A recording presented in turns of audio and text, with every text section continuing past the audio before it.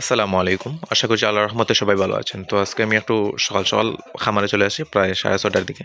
তো মূলত আমার খামারের আজকে সবগুলো মুরগকে কৃমির ডোজ করিব। তো আমি প্রতি ৩ মাস পর পরই আমার সব ডিমের মুরগ বা ৪৫ দিনের উপরে যেগুলো মুরগ আছে সবগুলোকেই আমি কৃমির ডোজ করিয়ে থাকি।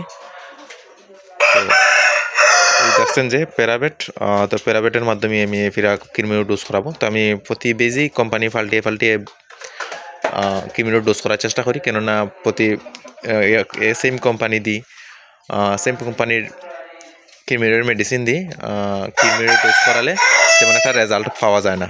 তো যারাই কৃমির ডোজ করাবেন অবশ্যই খেয়াল রাখবেন প্রতি বেজে কোম্পানি চেঞ্জ করে কৃমির ডোজ করার জন্য। তো এটা কোম্পানির নিয়ম হচ্ছে গিয়ে 1 লিটার পানিতে 1 গ্রাম ওষুধ দেওয়ার। তো আপনারা যারা অন্য কোম্পানির কৃমির ওষুধ ব্যবহার করবেন তারা অবশ্যই প্রথমত ওষুধে থাকা নিয়মগুলো জেনে নেবেন। একো কোম্পানির একো হিসাব, আর অন্য কোম্পানির বাদে কোম্পানি রয়েছে মুরগ হিসাব করে দেওয়া লাগে।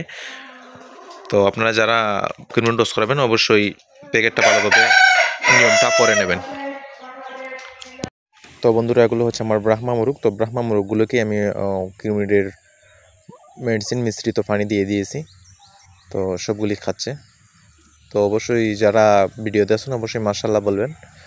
মাশাআল্লাহ বললে চোখ লাগার ঝামেলা থাকে না, অবশ্যই সবাই মাশাআল্লাহ বলবেন। আর যাদের আসিল টার্কি বা ব্রাহ্মা মুরগির বাচ্চা প্রয়োজন হবে অবশ্যই স্ক্রিনে দেওয়া নাম্বারে যোগাযোগ করবেন। ইনশাআল্লাহ আমার কাছে যথেষ্ট পরিমাণ আসিল টার্কি আর ব্রাহ্মা মুরগির বাচ্চা রয়েছে। তো বন্ধুরা, এগুলো হচ্ছে আমার টার্কি মুরগ। তো মাশাআল্লাহ আমার টার্কি মুরগ আমার কাছে রয়েছে 6 পিস মুরগি আর 1 পিস মুরগ।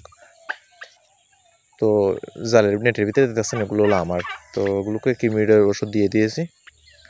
তো আশা করি সবাই বুঝতে পারছেন। তো আজকের ভিডিও পর্যন্ত, সবাই সুস্থ ভালো থাকেন।